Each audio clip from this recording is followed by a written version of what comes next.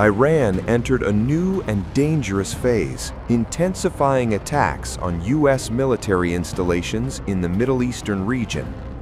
A fresh wave of strikes under what Tehran calls Operation True Promise 4 is now targeting American-linked assets across land and sea. Iran's powerful Islamic Revolutionary Guard Corps, IRGC, claimed major strikes in the fifth wave of Operation True Promise 4, hitting multiple American-linked targets across the region. According to Iranian sources, 4 drones struck an ammunition-carrying vessel near the Jebel Ali anchorage in the Indian Ocean. The attack quickly resulted in explosions, leaving the ship disabled, they claimed, without sharing any proof. Iran also claimed it hit a U.S. military installation in the Abdullah Al-Mubarak area in Kuwait with 4 ballistic missiles and 12 drones. The IRGC said the American forces sustained extensive damage and casualties. Iranian Qatar 380 missiles hit a fuel-carrying combat support vessel supplying U.S. naval forces in the Indian Ocean, according to the IRGC. There is no independent confirmation of this alleged attack. The Islamic Revolutionary Guard Corps has issued its starkest warning yet, declaring that Iranian forces will keep the gates of hell open. This signals that Tehran is preparing for a prolonged confrontation. From the Gulf to the Indian Ocean. Following Iranian state television's confirmation of Supreme Leader Ali Khamenei's death, the IRGC unleashed a chilling warning for Israel and the U.S.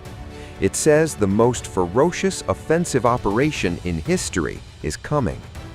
Iran appears determined to widen the battle as it faces an existential war. Iran's powerful Islamic Revolutionary Guard Corps unleashed a chilling warning. What it calls the most ferocious offensive operation in history is coming. The threat is aimed squarely at Israel and U.S. bases and allies across the Middle East, following Iranian state television's confirmation of Supreme Leader Ali Khamenei's death. In a fiery statement, the IRGC vows revenge against the murderers of the man it calls the Imam of the Ummah. It declares that the hand of revenge of the Iranian nation will not let go, promising a severe and decisive punishment. The Guards, along with Iran's armed forces and the vast Basij militia, say they will continue Khamenei's path, crush internal and external plots, and deliver what they describe as a lesson to aggressors. Iran's cabinet reinforced the message, warning that this great crime will never go unanswered. As fury builds, a constitutional mechanism kicks in. A temporary governing council has been immediately formed after Khamenei's reported killing. Enshrined in Iranian law, the body includes the sitting president, the judiciary chief, and a cleric selected through the Guardian Council and Expediency Council framework. Reformist President Masoud Pezeshkian and hardline judiciary chief Gholam Hossein Mohseni Ejei now sit at the helm during this volatile transition.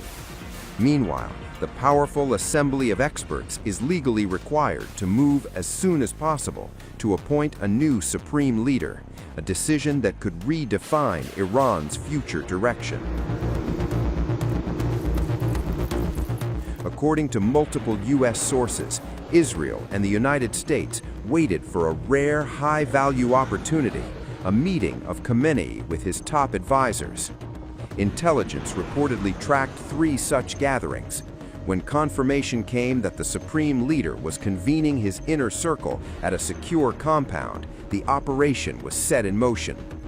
The strike was launched in broad daylight, unusual and bold. More than 550 munitions, 30 bombs, on more than 500 targets were dropped, according to reports. Israeli officials claim Khamenei was killed alongside senior figures, including Ali Shamkhani and Mohammad Pakpour, a senior IRGC commander. A senior Israeli source says the body of the supreme leader was later found. We began the operation exploiting an operational window when we simultaneously attacked two separate gatherings of senior officials and the Iranian terror regime. The first gathering of officials, which we attacked, convened at the Defense Council complex in Tehran. It cannot be confirmed that in this attack, several senior officials of the Iranian terror regime were eliminated, including Mohammad Pakpur, commander of the Revolutionary Guards, Saleh Asadi, senior intelligence officer of the Supreme Headquarters, Aziz Nasirzadeh, the Iranian Minister of Defense, Hossein Jabal Amalian, Reza Masafarinia, the chairman of the Shpana organization, who is responsible for overseeing the military defense industries, Ali Samkhani, the former chairman of the Shpana organization, who also serves as Khamenei's advisor for security affairs and the secretary of the Defense Council, and Mohammad Shirazi, who has been the head of Khamenei's military office since the year 1989. U.S. President Donald Trump declared that intelligence pinpointed Khamenei's movements with precision. In a statement, he said the Iranian leader was unable to avoid highly sophisticated tracking systems, adding that there was nothing he or other targeted leaders could do once the operation began.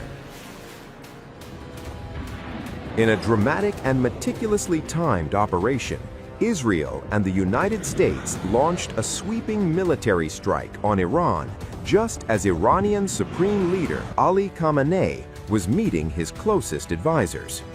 Multiple U.S. sources say confirmation of that high-level gathering set the joint air and naval assault into motion, a calculated bid to strike at the very core of Iran's power structure and eliminate its supreme leader before he could disappear into hiding.